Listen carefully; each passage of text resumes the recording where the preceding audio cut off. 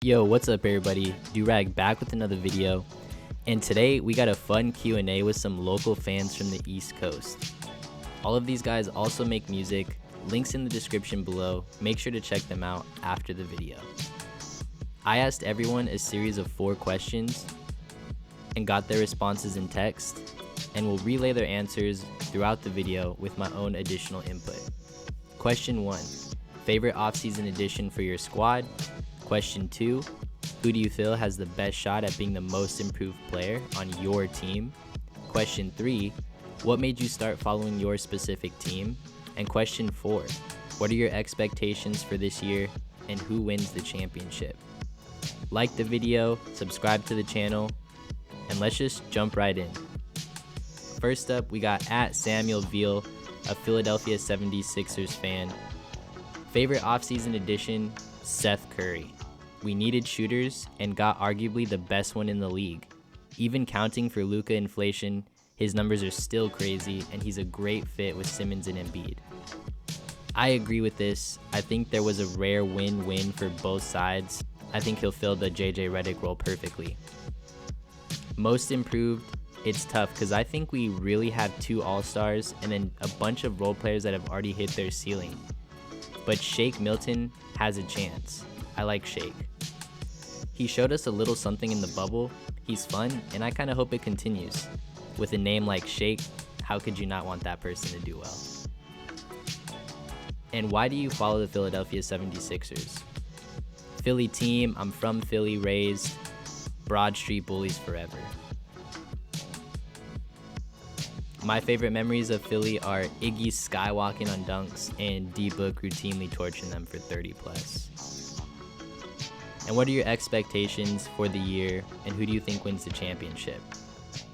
I think the 76ers are going to make the Eastern Conference Finals. My hope is that we win the East and maybe even win the whole thing. But if my life depended on it, I think the Lakers repeat. And next up, we got Charlotte Hornets fan at Pepper Adams.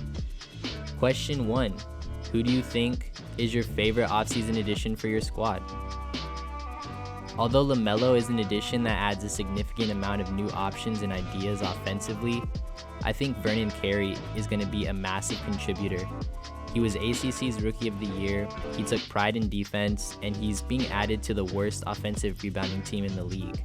He's going to give us more opportunities to retain possession of the ball, which will give our trigger-happy guards more chances to score the basketball. I'm going to disagree here. I think LaMelo will have the biggest impact, and an under-the-radar pickup was my guy Grant Riller. And question 2, who do you think has the shot at being the most improved player for your team? I think Miles Bridges coming off the bench is going to be amazing. And he's been great in preseason, and he looks huge on the court. LaMelo is going to love playing with him. And what made you start following the Charlotte Hornets? I was born at the wrong place at the wrong time. And I know Pepper's been watching these guys since the Gerald Wallace Bobcat days. He is a true Hornets Bobcats fan, like for real. And question 4, who do you think is going to win the championship, and what are the expectations for your team? I think we'll make the 9th seed, we'll make the play-in tournament, make the playoffs, and then we'll get swept by the Bucks. I think the Lakers are repeating this year. Next up, we got at _J Trent, an Atlanta Hawks fan. Question 1, who is your favorite offseason addition for your squad? Bogdan Bogdanovic. Outside of Trae Young, we really struggled with 3-point efficiency, and he adds a consistent shooting threat to our young group of wings. Bogdan was supposed to be a Sun, so I have a personal soft spot in my heart for his game. Great pickup.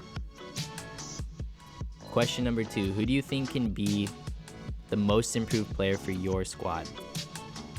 I'm expecting a leap from Cam Reddish, and I could see him becoming a starter this year. I think he improves as a finisher and a wing defender and gets more confident with his outside shot. From an outside looking in, I'm not the biggest Reddish fan. I'm more of a DeAndre Hunter believer than most.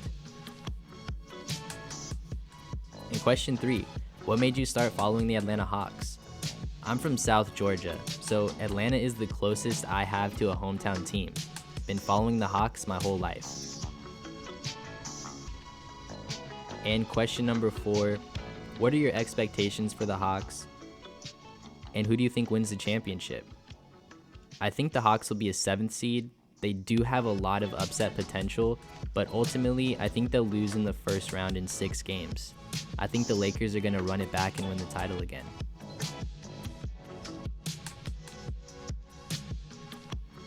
And next up, we got Interpolating, aka Mick, a Toronto Raptors fan. Question number 1, who is your favorite offseason addition for your team? Obviously Aaron Baines. I think he'll shore up a lot of the presence that was vacated by Ibaka and Gasol. But I also really like their draft pick Malachi Flynn. I think that was a smart move. Not the biggest Aaron Baines fan coming from a Suns fan, but I loved Malachi coming out of the draft. He has a shot to be the best point guard picked in the first round. Question number 2, who do you feel has the best shot at being the most improved player on your team? I'd say OG or Pascal, I guess.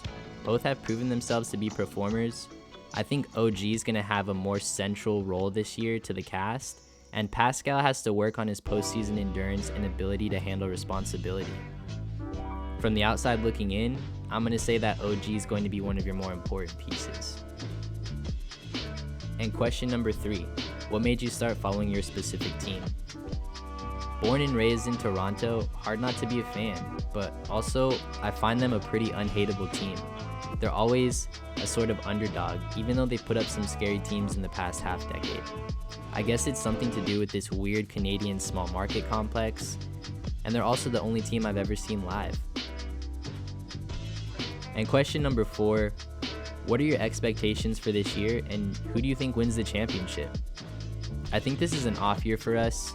We obviously don't have our facilities this year since we're going to be in Tampa Bay, so I think we could still secure a playoff berth, but it'll be a lot harder this year with a more packed East. The Lakers are ultimately looking unbeatable at this point. I don't see anyone putting up a real threat unless it's by fluke or injury. I guess the Celtics or the Heat, maybe even the Suns, but that's a stretch. I have no idea. And last but not least, we have @TrillWalton503, a Portland Trailblazer fan. Question 1, favorite offseason addition for your squad? A lot of Blazers fans would probably say Robert Covington, and I do think Rocco is the 3-and-D wing that the Blazers have needed for years.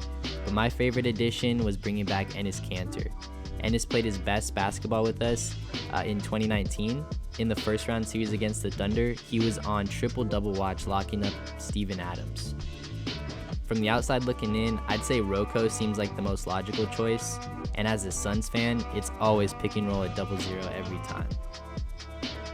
Question number 2, who do you feel has the best shot at being the most improved player on your team? Gary Trent Jr.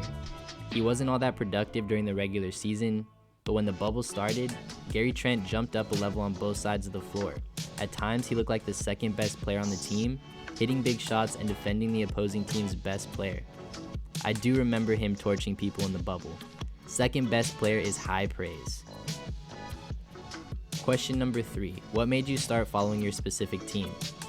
Born and raised in Portland, my first basketball memories are watching Zebo and the Trailblazers. Jailblazers. I had a Jarius Miles jersey in kindergarten. Question number 4, expectations for your squad this year and who wins the championship? I expect a Western Conference exit to the Lakers, and that the Lakers are going to repeat. Well, there you have it, guys. Some outside perspectives of some Eastern Conference teams. And just shout out to all these guys. Follow them on Twitter. Their links will be in the description. Make sure you check out their projects down below in the description as well. Until next time, everybody, do rag out.